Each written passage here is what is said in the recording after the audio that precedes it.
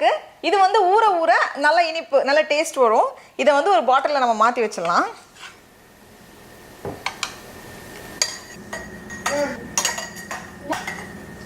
யூஸ்வலாக இதெல்லாம் வந்து மரத்தில் அப்படி நிறைய காய்க்கிறப்போ நிறைய மீதி ஆகிரும்ல, அந்த டைமில் இந்த மாதிரி பண்ணி வைப்பாங்க. அப்போ வந்து நிறைய லைஃப் வரும் அப்படின்ட்டு, நிறைய நாள் யூஸ் பண்ணலாம் அப்படின்னு.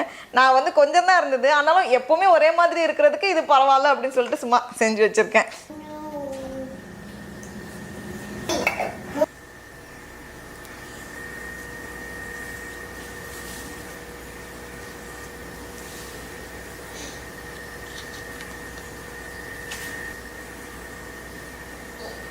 அவ்வளோதான், ரெடி பண்ணியாச்சு. இதில் வந்து நம்ம நிறைய சர்க்கரை சேர்த்துருக்கறனால வெளியவே வைக்கலாம், அப்படி இல்லைனா ஃப்ரிட்ஜில் வச்சாலும் லைஃப் ரொம்ப வரும்.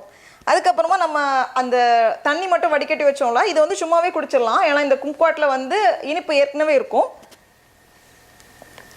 சும்மாவே இது வந்து எப்படி இருக்குன்னா கொஞ்சம் லெமன் ஜூஸ் மாதிரி தான் இருக்குது. ஏன்னா வெளியே இருக்கிற தோல் எல்லாம் சேர்ந்து வர்றதுனால. இது எப்படி இருக்குன்னு குடிச்சு பார்க்குறியா? எப்படி இருக்கு?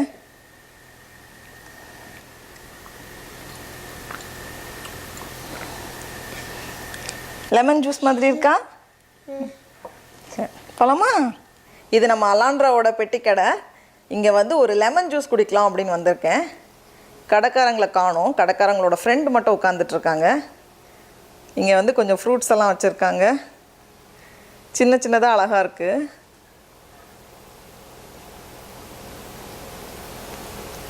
அப்புறமா இந்த சைடு வந்து ஒரு ஃப்ரிட்ஜு. இங்கே வந்து இப்போது குழந்தைங்களுக்கு வந்து ஃப்ரிட்ஜு, வாஷிங் மிஷின் அந்த மாதிரி தான் எல்லாமே வச்சுருக்காங்க நிறைய விளையாடுறதுக்கு. ஃப்ரிட்ஜில் என்ன